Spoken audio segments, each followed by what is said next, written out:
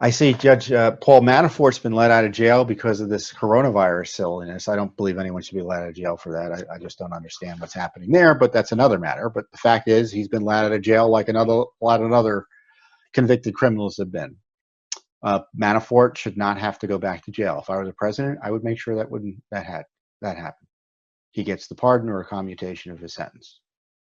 Roger Stone, I think his case, his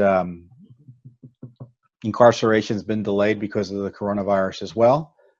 He should be pardoned. Everything I'm hearing is that we're going to get more releases of information, and I'm very proud of Judicial Watch's role in this, because this information has been front and center for us. We've been suing for it. We've been pushing the administration aggressively to release this information. And we've had allies on the Hill doing it as well, and obviously friends in the media. We're all supposed, I know the left just looks down at people like Sean Hannity and other folks at Fox News. But Sean Hannity did as much as anyone to support the rule of law in this area. And he was righter than right on a lot of these issues.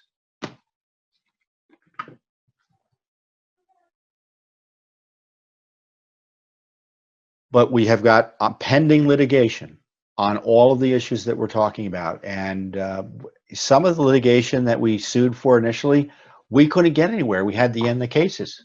We had that happen in the unmasking case in the State Department, I believe. So it looks like we're going to have to reopen them or refile them, either based on new FOIAs or maybe try to reopen them as they are. I don't know.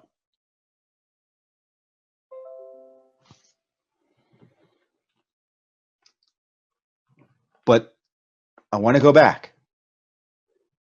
General Flynn is a crime victim. Durham should investigate all the people who unmasked him. Those unmaskings on their face were not legitimate.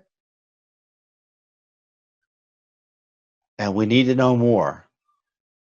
Now, that being said, this information has been out there for a long time, meaning we haven't had access to it. But as I said, Devin Nunes knew about it. That's why he was so viciously attacked by Schiff and others, because he knew what happened.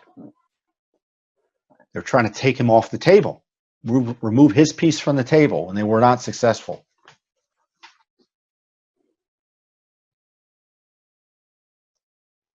So they've had this information for years and they haven't done anything with it. And let's not be naive to think they're going to start doing anything with it now. This is why I think the Justice Department is so morally bankrupt. FBI, similarly so. And it doesn't mean Barr is a bad guy. It doesn't even mean Wray is a bad guy.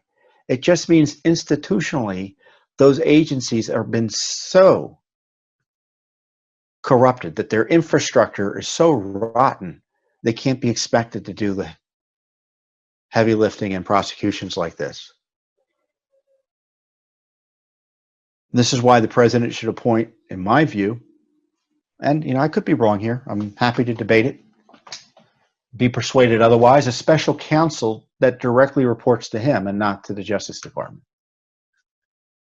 Yeah, maybe he can have Attorney General Barr help supervise him for him.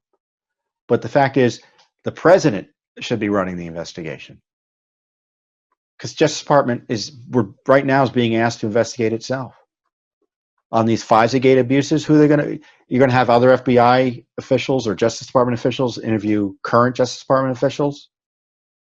Imagine you're working in an office and there's allegations of crime by people in the office.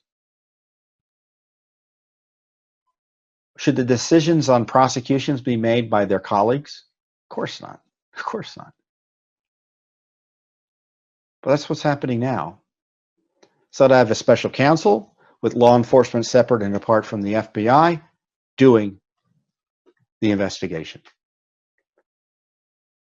And it doesn't mean Durham's a bad guy either. It just means institutionally we have to recognize the hurdles and stop pretending he's going to be able to overcome them. Now, on the other hand, maybe I'm all wrong, and Brennan and Comey and all these people will be prosecuted. Well, point me to the signs. Point me to the signs. I don't see it. And I tell you one thing, they're never going to be prosecuted unless we get the information out. And this is why Rick Grinnell's releasing of the unmasking names, it puts pressure on the Justice Department. Because you can bet Barr would never have released this. I just know. We've been pushing for the release of information for years from the Justice Department. This is not their style. This is all Rick Grinnell. But it's the release of information like this, and this is why we do the FOIA work we do, and we do the litigation we've done in the past and we are doing now, is because we know that getting the information out makes it harder for the Justice Department not to do the right thing. Not impossible, because Lord knows they're quite capable of doing the worst thing.